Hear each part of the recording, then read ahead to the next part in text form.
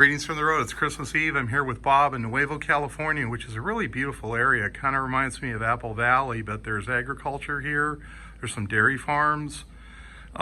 This is a really good story. This car is coming back to Bob after 46 years.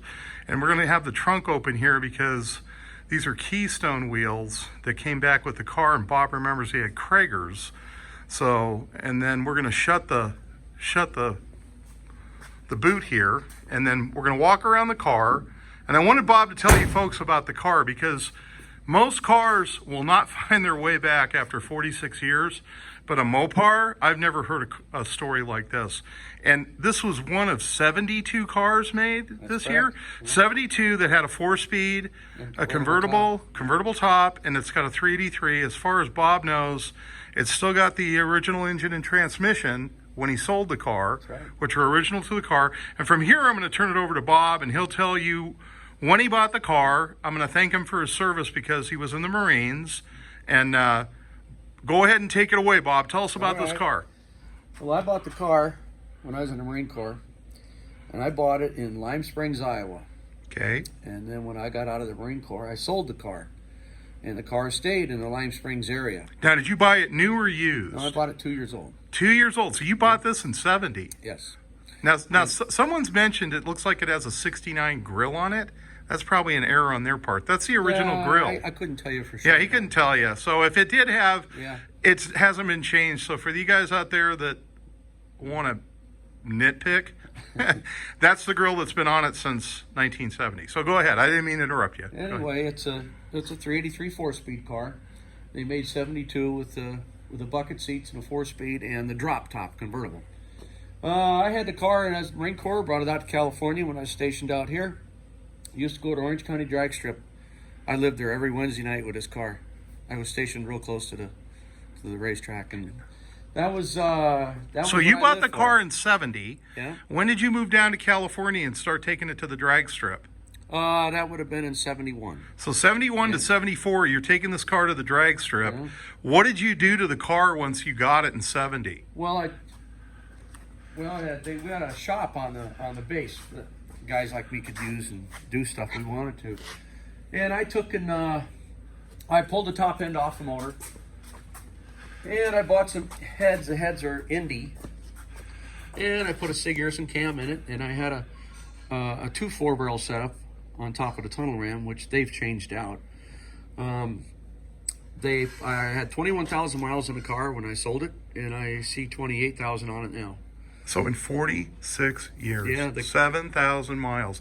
And you had said the guy that you sold it to The guy I sold it to died 3 months after you sold it. Yep, and then his dad put it away on their farm.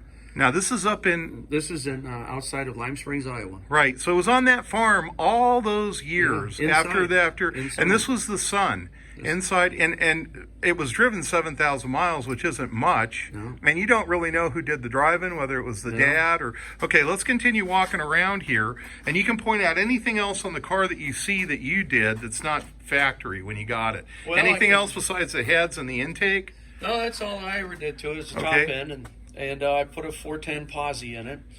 I remember I put a Schaefer Zoom clutch in it, a better clutch. Okay. And I had noticed here this fuel coolie sticker. yeah, that was a cool can. I put that on there. It had a cool can that mounted here. We used to put ice in it. It had coils in it with copper tubing for the gas to go through, and we could cool the gas down so it could press better when it got into the intake. We're talking pre-nitro days. Yeah, oh yeah. Oh, we didn't have nitrous oxide back then. And if you did, it's something I sure couldn't afford. Now I'm going to pull back and I'm going to show you how beautiful this car looks in the front.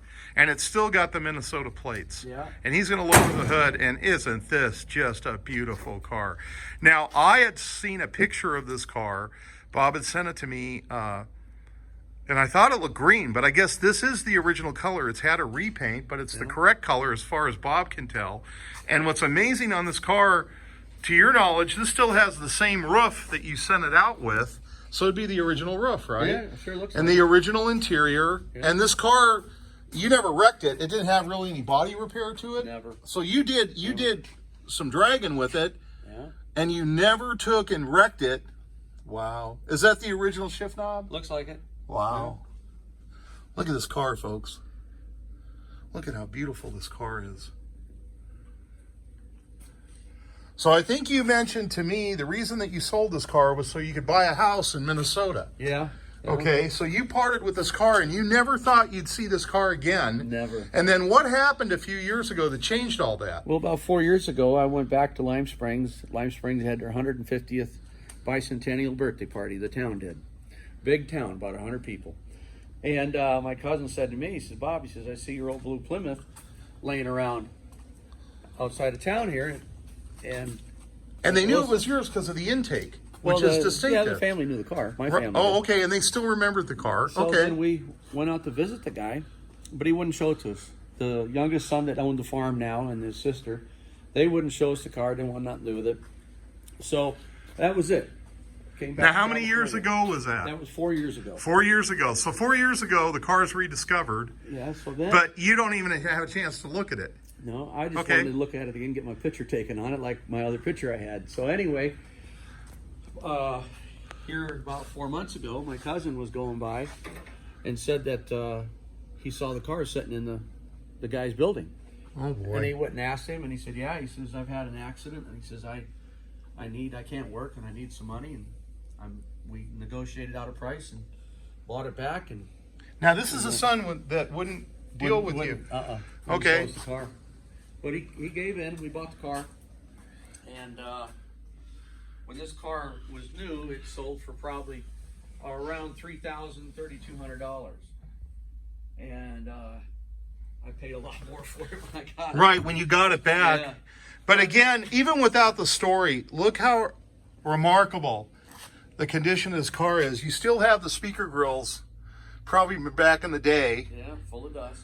full of dust. What are your plans on this? I know. I've got another hood for it. Okay. And it's going to go back to all bone stock original. Okay, and you're not going to drag it. No, it's a matching numbers car. Matching numbers car. So it's just going to be like the day it was born and get put in the back of the shop here and looked at. Well, you know what? What a great way to end Christmas Eve. Oh, yeah. A guy gets reunited with his car after 46 years, and a nice guy at that. His daughters are out there helping. His family happened to come in for Christmas Eve. This is just such a beautiful car. And I've never heard a story, perhaps you folks can comment when you see this, of a Moparts car, this original, coming back to a guy after 46 years. I mean, that's just incredible.